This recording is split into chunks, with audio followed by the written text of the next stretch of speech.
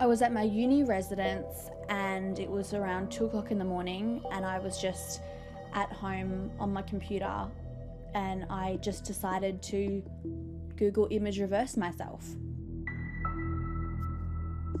Noelle Martin uploaded her photo to Google out of curiosity to find out where her image appeared on the internet.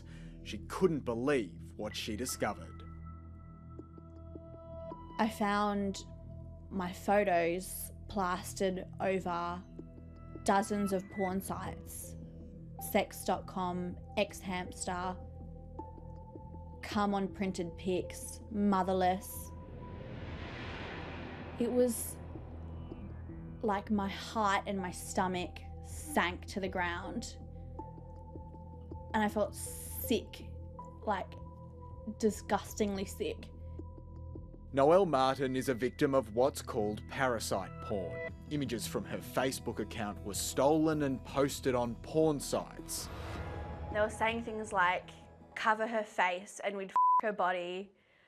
I was called trash, a slut. Yeah.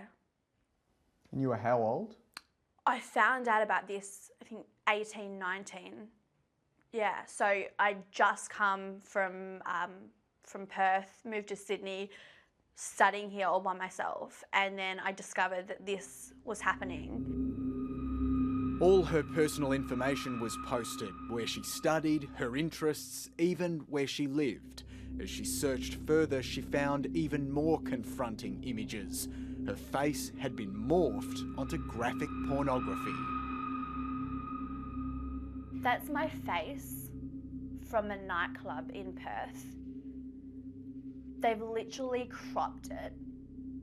Like, I have the same makeup, the same expression, and they've cropped that onto some girl who's got a body similar, but is literally naked with that pose. And that's just an ordinary picture of me. I think I was 19 at the time. I was 19 on an ordinary night out in Perth. And to go from that to this without my consent, and that's got to be showing up on Google searches. The way to do it is you have to try and get this kid. It's a world away from Noelle's everyday life. The final year law student is a former chess champion with no experience of the dark side of cyber porn. With nowhere else to turn, she went to the police. All the police officer said was just to make sure my privacy settings were on private, and that I should communicate with the webmasters myself. And essentially there was nothing that they could do. I was scared doing that, and I really didn't want to do that, but I had no choice.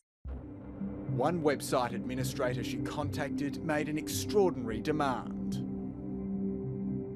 They said, I'll delete it, but you have to send me a photo of your boobs to get the photos down. What's going through your mind as you're reading that?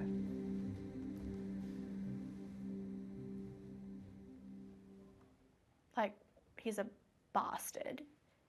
And I mean, how dare he think that he can control me and manipulate me and blackmail me? You're like trying to take and steal my identity and then use it against me.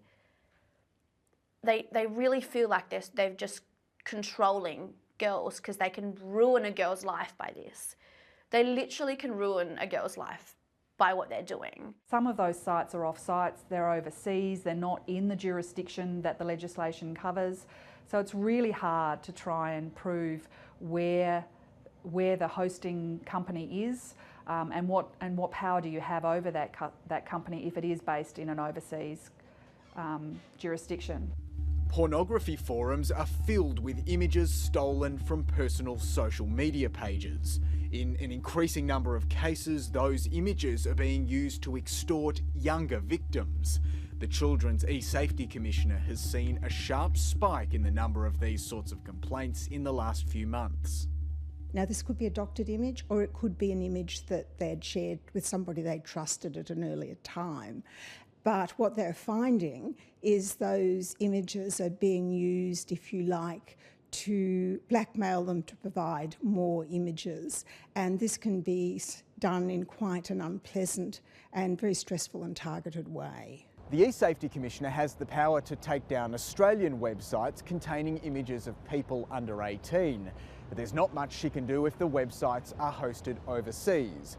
Australian lawmakers are doing what they can, introducing new laws to tackle revenge porn, though every state is doing it differently and there's no uniform definition.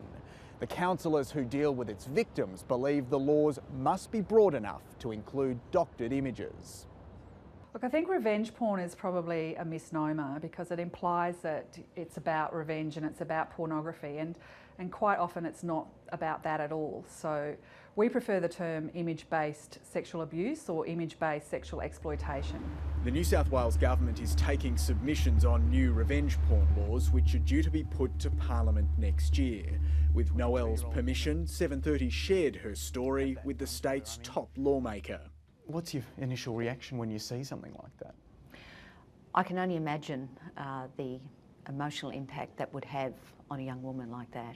You know, as a mother of a teenage daughter, I have a small insight, I think, into how those kind of actions that can now be taken with mobile phones being so available, enabling these images to be shared across phones, platforms, the internet. And that's why we must have this discussion now. Would you like to see the laws include doctored images? Well, look, I'm waiting to see what people have to say about that. It is an important part of what we're considering as part of this discussion paper. You know, at the heart of it, we know it can have a profound impact on that person's emotional well-being, their future. It's that future Noelle Martin is now taking control of. She's sharing her story so that future employers will see more than just a doctored image. They'll see her resilience and courage. I've worked really hard at uni, you know, working, doing internships, studying hard. I have my life ahead of me, and to have someone or a number of people think they're entitled to do whatever they want with images they find, ordinary images, and just can completely destroy someone. I mean, it's just horrendous.